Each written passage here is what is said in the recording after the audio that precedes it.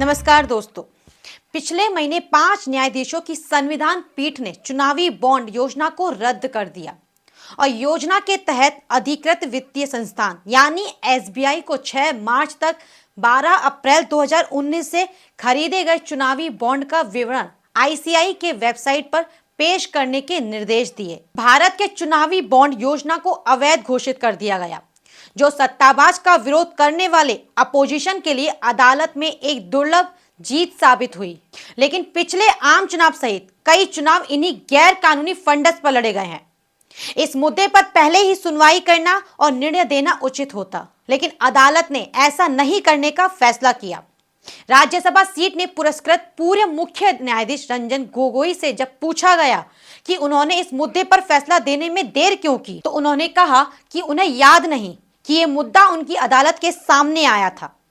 इस योजना की घोषणा नरेंद्र मोदी सरकार ने 2017 के केंद्रीय बजट के माध्यम से की थी। बॉन्ड राजनीतिक दलों के लिए अज्ञात दानदाताओं के माध्यम से ही धन प्राप्त करने का एक तरीका है। बॉन्ड खरीदते समय दानकर्ता को बैंक को अपनी पहचान बतानी होगी, लेकिन बॉन्ड पर पहचान उजागर नहीं किया जाएगा।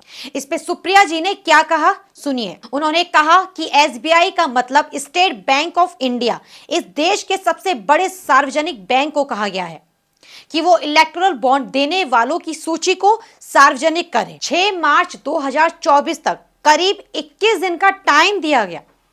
ये कौन लोग थे? क्योंकि सुप्रीम कोर्ट का मानना था कि लोकतंत्र में लोगों को यह जानने का हक है कि किसने किस पार्टी को कितना पैसा और कब दिया है। इस ऑर्डर में एसबीआई ने अब सुप्रीम कोर्ट से और वक्त मांगा है। एसबीआई का कहना है कि उनको 30 जून तक का वक्त चाहिए इस डेटा को सार्वजनिक करने के लिए।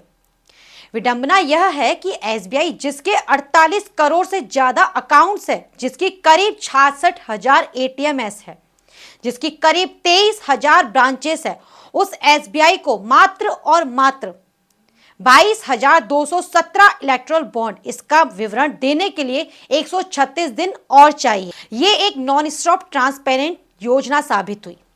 राजनीतिक दलों द्वारा भुनाए गए चुनावी बॉन्ड के विवरण का खुलासा करने के लिए सुप्रीम कोर्ट से अधिक समय मांगे जाने के बाद विपक्ष ने सत्तारूढ़ भाजपा और भारतीय स्टेट बैंक यानी एसबीआई पर निशाना भी साधा। कांग्रेस सांसद मनीष तिवारी ने चुनावी बॉन्ड विवरण का खुलासा करने के लिए समय बढ़ाने की मांग के लिए एसबीआई की आलोचना की और सुप्रीम कोर्ट से बैंक की चालाकी पर कड़ी कार्रवाई करने का आह्वान भी किया। इसी समय लेने वाली प्रतिक्रिया बताते हुए भारतीय स्टेट ने सोमवार को सुप्रीम कोर्ट से चुनाव आयोग आईसीआई को चुनावी बॉन्ड की खरीद पर विवरण जमा करने की समय सीमा 30 जून तक बढ़ाने के लिए कहा।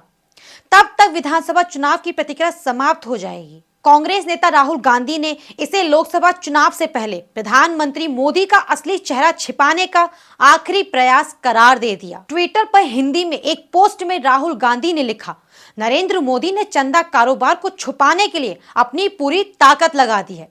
जब सुप्रीम कोर्ट ने कहा कि चुनावी बॉन्ड के बारे में सच्चाई जानना देश के लोगों का अधिकार है, तो फिर एसबीआई क्यों नहीं चाहता कि यह जानकारी चुनाव से पहले सार्वजनिक की जाए? तो ये था विपक्ष की प्रतिक्रिया। आपको बता दें कि सुप्रीम कोर्ट अगले 13 मार्च को इलेक्टोरल बॉन्ड का लिस्ट जारी करने को कहा है। आप इस वीडियो को लेकर अपनी राय कमेंट के जरिए हमें बता सकते हैं।